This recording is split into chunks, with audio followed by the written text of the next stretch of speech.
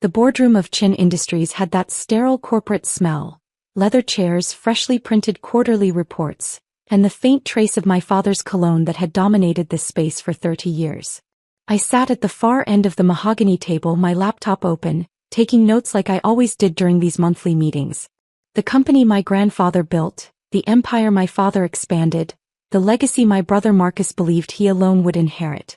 Item 7 on the agenda, Marcus announced, his voice carrying that particular tone of authority he'd cultivated since business school. The Singapore expansion project. We've secured preliminary agreements with 3 major distributors, and construction on the new facility begins in 8 weeks. Dad beamed from the head of the table. Excellent work, son.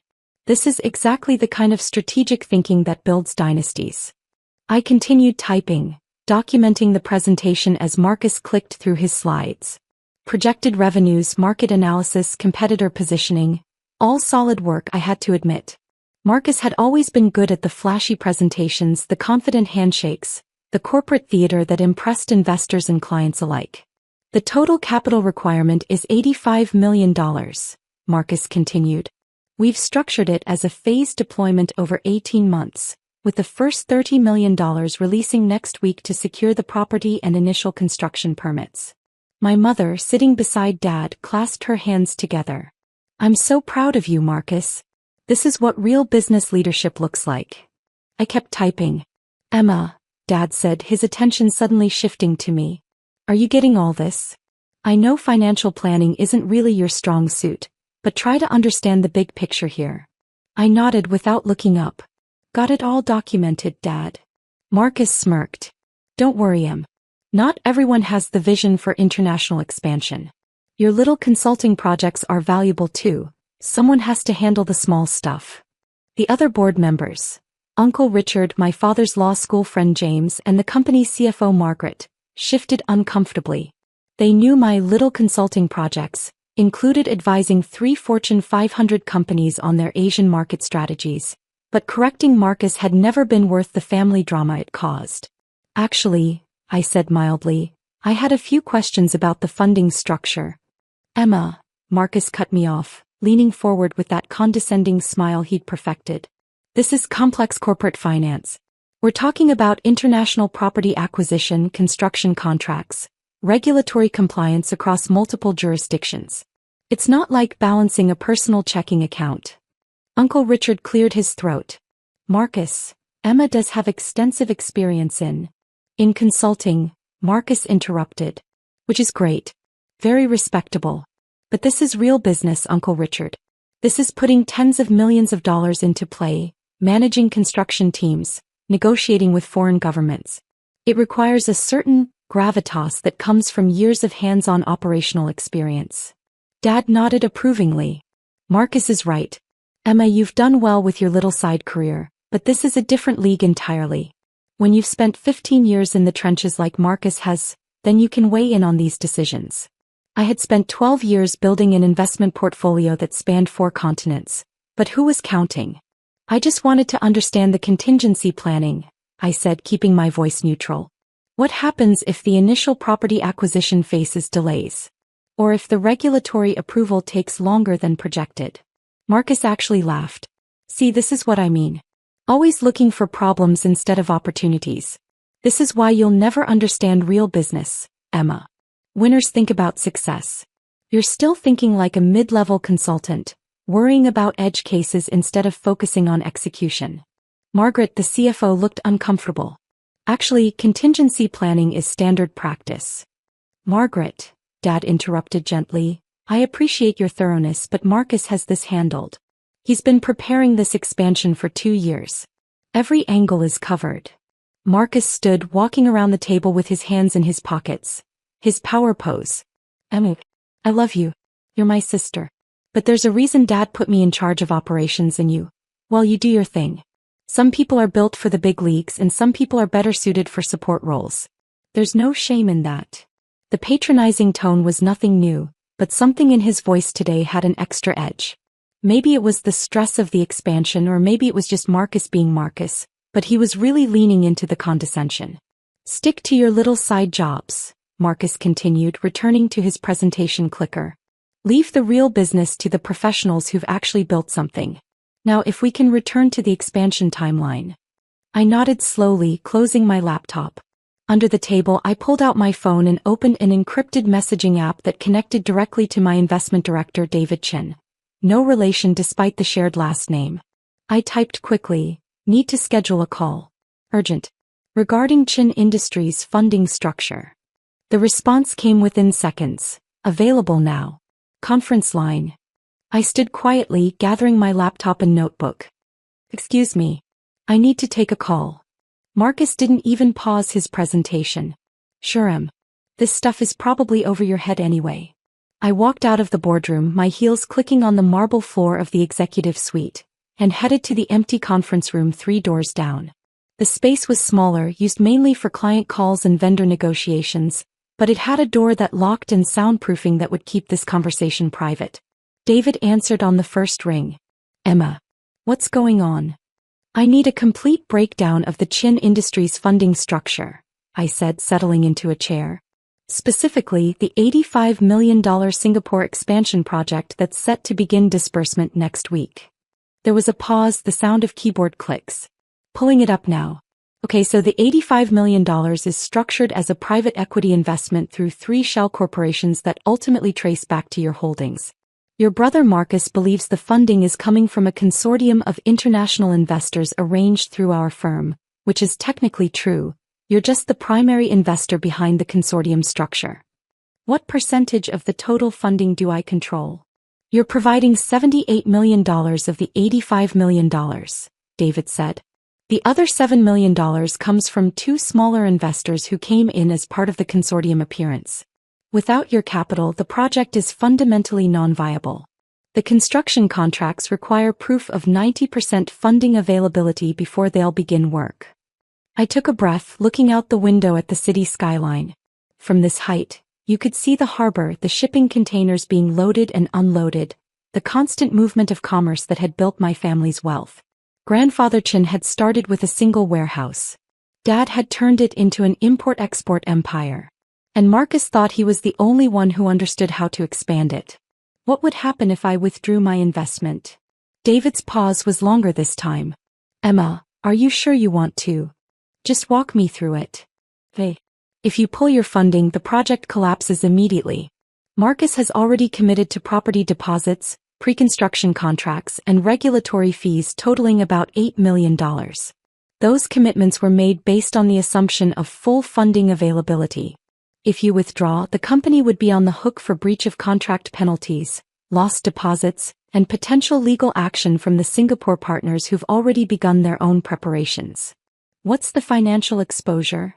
Minimum $12 million in immediate losses. Potentially up to $20 million if the Singapore partners pursue maximum damages.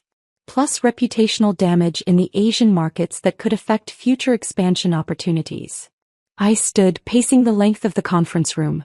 Through the walls, I could faintly hear Marcus's voice still droning on about market penetration strategies and competitive advantages. And the company's cash reserves? I asked. After the recent dividend distributions and operational expenses, Chin Industries has about $15 million in liquid reserves. They could absorb the loss, but it would severely impact their ability to pursue other opportunities for the next 18 to 24 months. Plus, your father would have to explain to the board why a supposedly guaranteed funding arrangement fell through. I stopped at the window, watching a cargo ship make its way toward the port.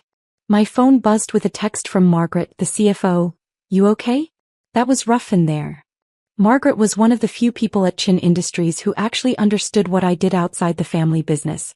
She'd helped me structure some of my early investments, back before my portfolio had grown large enough to require a dedicated management firm. I typed back, I'm fine. Just needed some air. Her response came immediately, your brother is an idiot. Everyone in that room knows it except your father. That made me smile despite everything. Margaret had been with the company for 20 years, had watched Marcus grow from an arrogant MBA graduate to an arrogant VP of operations. She'd also watched me build an investment empire that dwarfed anything Marcus had accomplished, even if most of the family remained oblivious to it. David, I said, returning my attention to the call.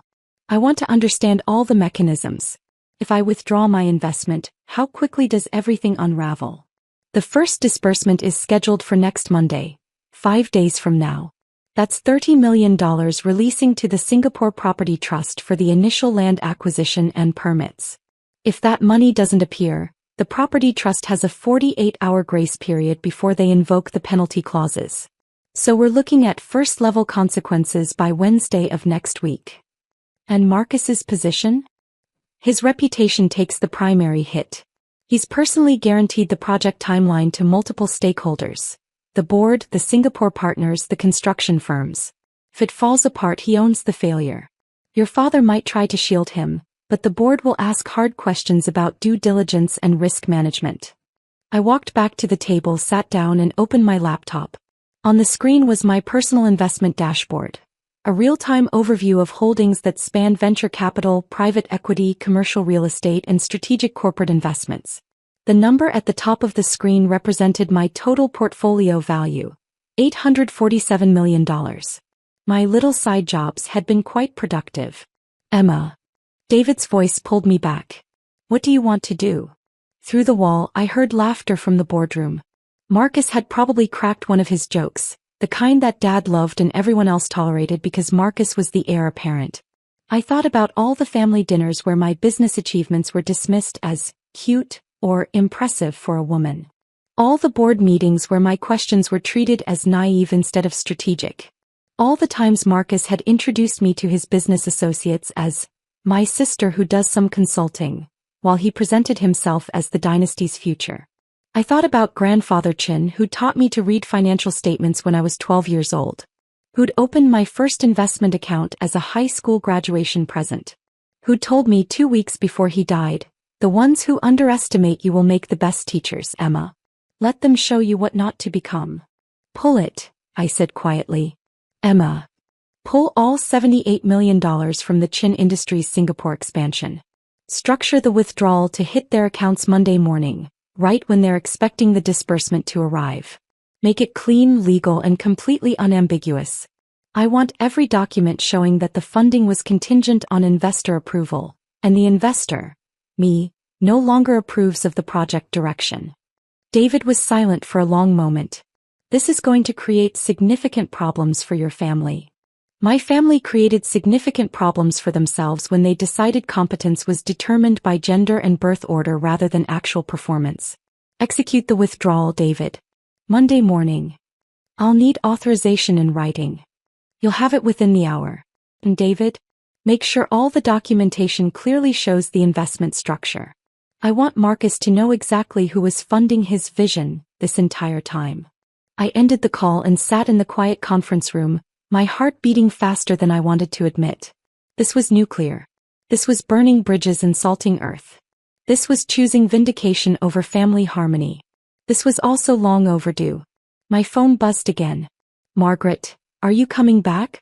Marcus just proposed accelerating the timeline to start construction early. Your father is eating it up." I stood, straightened my blazer, and headed back to the boardroom. When I opened the door, Marcus was mid-sentence, describing how the early start would give them a competitive advantage in the Singapore market. "Sorry about that," I said, sliding back into my seat. "Emergency call." Marcus barely glanced at me. "Everything okay with your little projects?" "Everything's fine," I said, opening my laptop and resuming my notes.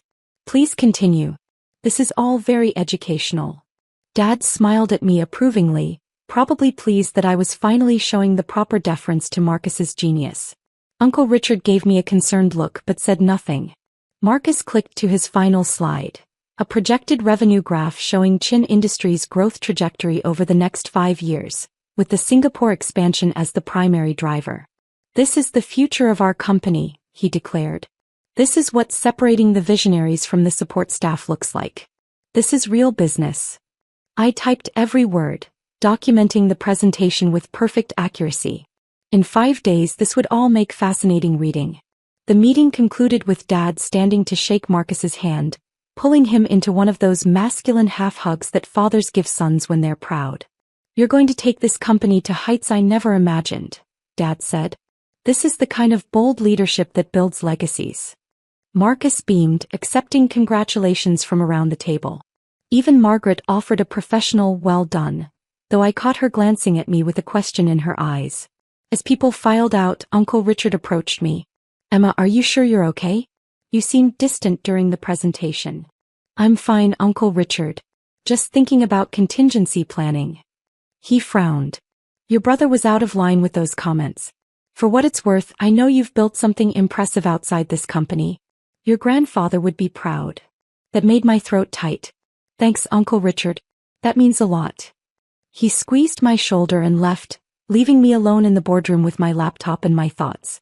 Through the windows, the sun was setting over the harbor, painting the water in shades of orange and gold. Somewhere in Singapore, people were preparing to break ground on a facility that would never be built. I spent the next hour in my office, a small space on the executive floor that Dad had given me more as a gesture than a necessity, drafting the formal withdrawal authorization. The language was precise, legal, and completely airtight.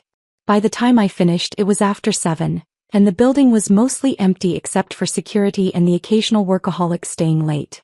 I sent the document to David with a simple message.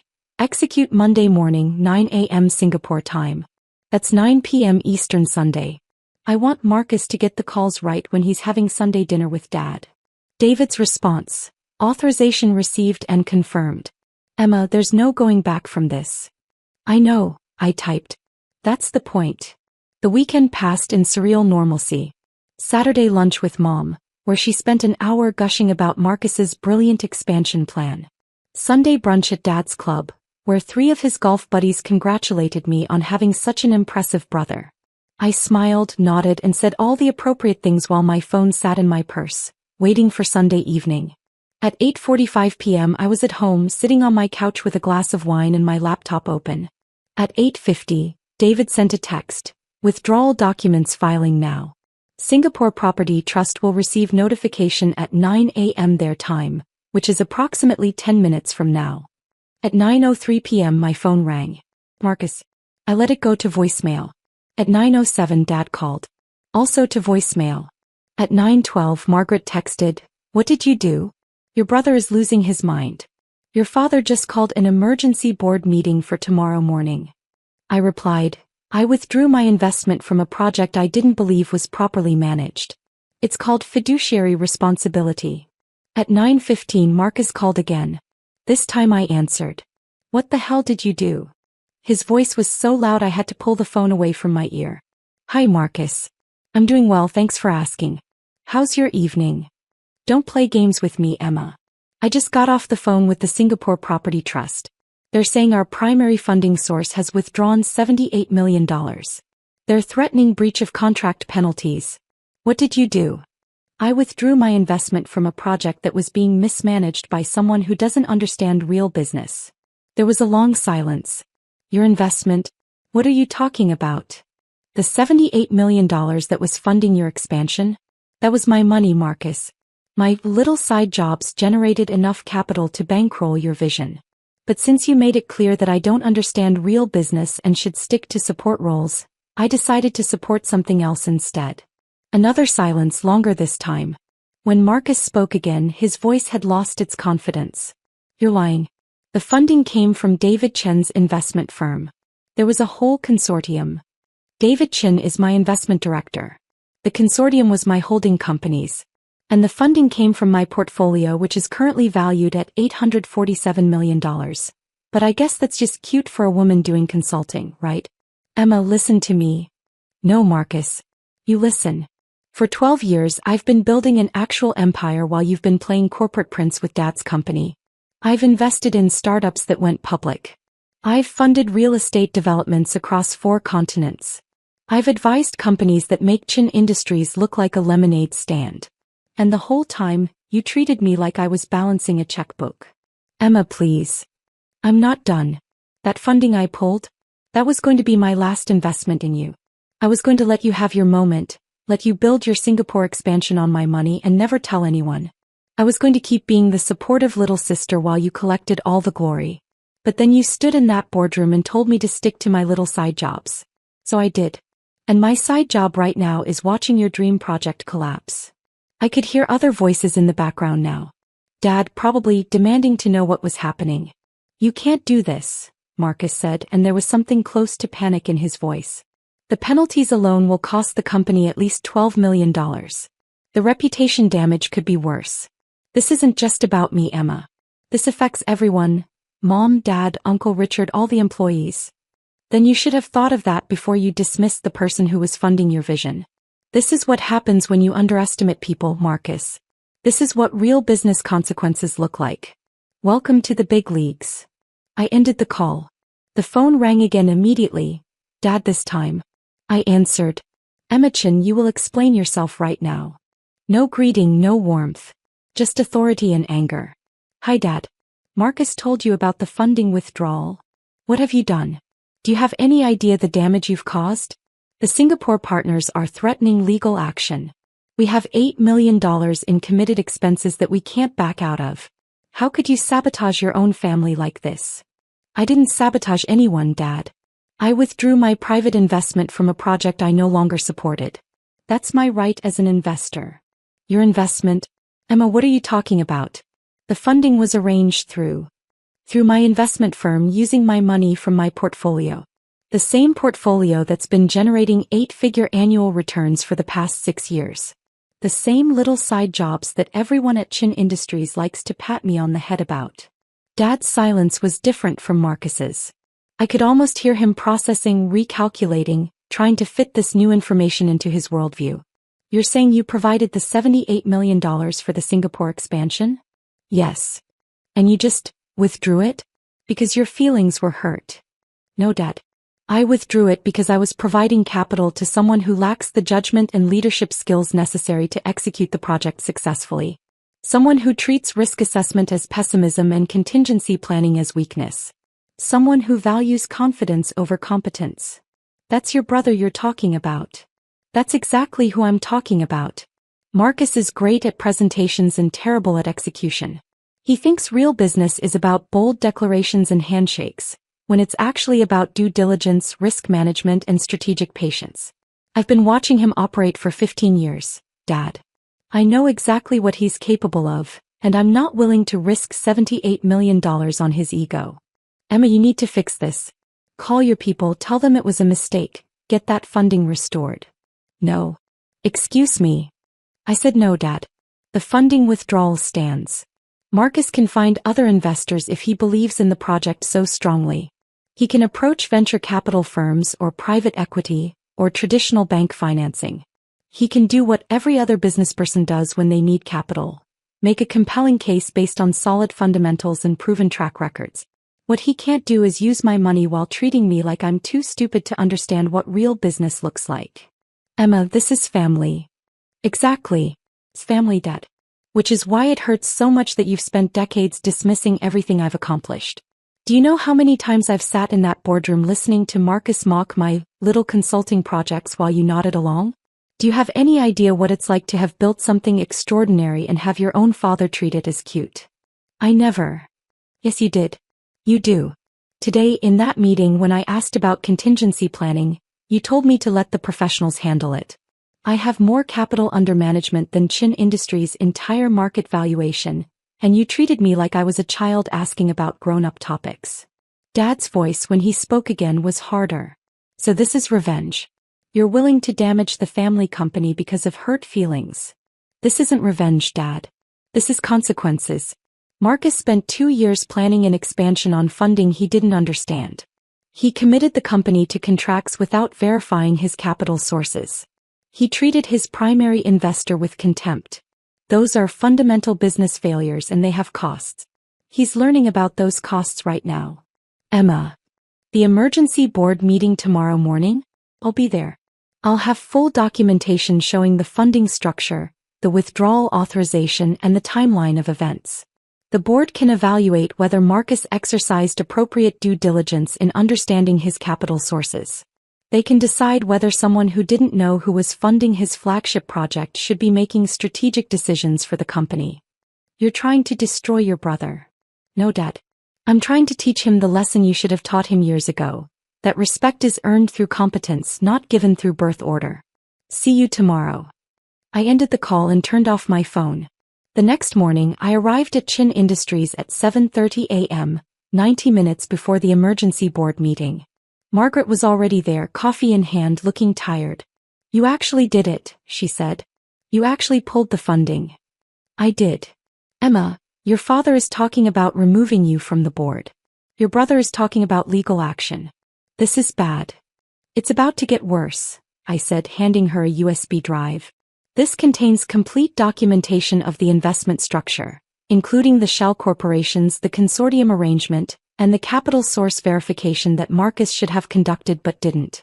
Make sure every board member has a copy before the meeting starts." Margaret took the drive, looking at it like it was a live grenade. "This is really happening." "This already happened, Margaret. Now we're just documenting it." The boardroom filled up by 8:45. Uncle Richard arrived looking grim. James, Dad's lawyer friend, came in studying documents on his tablet. Dad and Marcus arrived together, both looking like they hadn't slept. Marcus's eyes were red, his tie slightly crooked, the first time I'd ever seen him less than perfectly polished. At precisely 9 a.m., Dad called the meeting to order. "We're here because of a crisis that has put Chin Industries at significant financial and legal risk," Dad began. "The Singapore expansion project, which this board approved 3 months ago, has lost its primary funding source. Emma has withdrawn $78 million in investment capital, effective immediately. This withdrawal triggers breach of contract penalties, legal liability, and reputational damage that could cost the company upward of $20 million. Uncle Richard raised his hand. "Before we continue, I think we need to understand the funding structure better. Emma, can you explain how you were providing $78 million for this project without the board's knowledge?" I opened my laptop and connected to the boardroom's display screen. The funding was structured as a private equity investment through David Chin Investment Management, my firm. Marcus approached the firm seeking capital for the expansion. The firm created a consortium structure using 3 holding companies I control. Marcus was told the funding came from a group of international investors, which was technically accurate. I'm an international investor. "But you're his sister," James said. "Why the secrecy?" "Because I wanted to see if the project was viable on its own merits, without family politics affecting the evaluation. My investment team conducted standard due diligence, market analysis, risk assessment, regulatory review. The project had merit, so I approved the funding." Marcus spoke for the first time, his voice tight. "Then why withdraw now?" I looked at him directly. "Because during yesterday's board meeting, I realized the person running the project lacked the judgment and maturity necessary to execute successfully. Someone who treats risk assessment as negativity and dismisses valid concerns as ignorance isn't someone I trust with $78 million of my capital." "That's personal, not professional," Marcus shot back. "You pulled the funding because I hurt your feelings. I pulled the funding because you demonstrated fundamental incompetence. You spent 2 years planning an $85 million expansion without verifying your capital sources. You committed the company to millions in contracts without confirming the funding was secure. You violated basic due diligence protocols because you were so confident in your own vision that you didn't ask the necessary questions." Dad interrupted. "Emma, that's unfair. Marcus was told the funding was confirmed." "Confirmed by whom, Dad?" "Marcus received documentation saying a consortium was providing capital. Did he verify who controlled the consortium? Did he check the holding company registrations? Did he ask his funding source what conditions existed for continued investment? Those are basic questions that any competent executive would ask. Marcus asked none of them." Margaret spoke up quietly. "She's right. I reviewed the documentation this morning. The funding agreements clearly stated that capital disbursement was contingent on ongoing investor approval. Marcus signed those agreements without questioning the contingency clause." Marcus's face flushed. "Because I didn't think my own sister would sabotage me." "This isn't sabotage, Marcus. This is the market working exactly as it should. Investors withdraw capital from projects they don't believe will succeed. You just learned that lesson expensively." The meeting continued for another 90 minutes. Uncle Richard asked detailed questions about the investment structure. James explored potential legal liability. Margaret presented worst-case financial scenarios. Dad sat at the head of the table, his expression unreadable. Finally, Uncle Richard leaned back in his chair. "I need to ask the obvious question. Emma, What's your total portfolio value? As of this morning, $847 million. The room went silent. Say that again, James said slowly. My current investment portfolio is valued at $847 million. Annual returns average between $65 and $90 million, depending on market conditions. I manage direct investments in 23 companies, hold significant real estate in 6 countries, and advise 3 Fortune 500 corporations on their Asian market strategies. My little side jobs have been quite productive. Dad stared at me like I was a stranger. That's not possible. It's documented in the materials Margaret distributed. Full financial statements, audited by Deloitte, verified by 3 separate investment banks. I built it over 12 years, starting with the $500,000 inheritance grandfather Chin left me and reinvesting every dollar of profit instead of spending it on luxury items or status symbols. Marcus looked physically ill. You have almost $1 billion? I have a portfolio that will likely cross the $1 billion threshold within the next 18 months, yes. Which is why I'm very careful about where I invest my capital. And why I'm no longer willing to invest in projects run by people who think confidence is a substitute for competence. Uncle Richard actually laughed. A sharp, surprised sound. David, did you know about this? Dad shook his head slowly. I thought she was doing well with her consulting. I had no idea. Because you never asked, I said quietly. In 12 years, you never once asked me for a detailed breakdown of my business activities. You assumed consulting meant small projects and modest fees. You assumed wrong. The meeting ended with no clear resolution. Marcus's expansion was dead. Everyone acknowledged that. The question was what happened next, how to manage the penalties, how to explain the failure to stakeholders. As people filed out, Dad approached me. Emma, I think we need to talk. Privately. We went to his office, the space that had intimidated me as a child. Now it just looked like any other corporate executive's domain. Expensive furniture, impressive view, framed awards on the walls. I underestimated you, Dad said finally. I have been underestimating you for a very long time.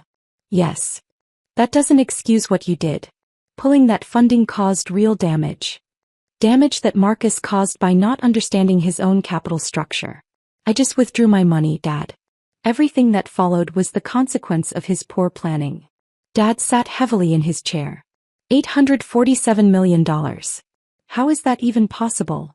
Grandfather taught me to read financial statements when I was 12.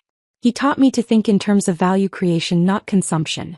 When he died and left me that money, I invested it instead of spending it. I studied markets, built relationships, took calculated risks. I did everything you always said you valued. Discipline, vision, patience. I just did it outside Chin Industries where you couldn't see it. Why didn't you tell me? Would you have believed me? Or would you have patted me on the head and told me it was cute that I was playing with stocks? Dad didn't answer, which was answer enough. What happens now? He asked. That's up to you, Dad. I'm still a board member. I still own my shares in Chin Industries. But I'm not going to keep funding Marcus's ego with my capital.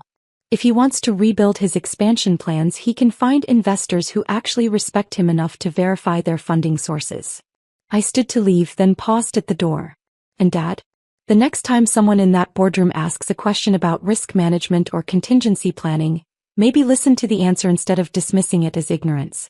You might be surprised by what people know when you're actually willing to hear them. 3 weeks later, Marcus resigned from Chin Industries. The official statement mentioned pursuing other opportunities. The reality was that he couldn't face the board after they learned the full scope of his due diligence failures. Dad called a few times trying to rebuild bridges, but the conversations were awkward and brief. Uncle Richard asked me to lunch. I'm sorry, he said. I should have spoken up more in those meetings. I knew you were brilliant and I let your father and brother diminish you. You tried, Uncle Richard. I heard you. What will you do now? I smiled. Keep building. Keep investing. Maybe start looking at companies where competence is actually valued over birth order. Chin Industries could use someone like that, he said carefully. Someone who actually knows what they're doing. Are you offering me Marcus's position? I'm saying the board is reconsidering our leadership structure. And I'm saying that maybe it's time for the most qualified person to run the company, regardless of what the traditional succession plan looked like. I thought about Grandfather Chin, about building something meaningful, about the difference between legacy and ego. Let me consider it, I said. My phone buzzed with a message from David. New investment opportunity just came through. Tech startup Series B $15 million round. Interested? I typed back, send me the details. But make sure they understand their capital sources up front this time. I'm done with surprises. Real business, I'd learned, wasn't about bold declarations or confident handshakes. It was about understanding who held the power, who provided the capital, and what happened when assumptions met reality. My brother had learned that lesson the expensive way. I'd learned it much earlier, courtesy of a grandfather who believed in me when others didn't, and who taught me that being underestimated was just another form of competitive advantage. The ones who dismiss you make the best teachers. Grandfather Chin had been right about that.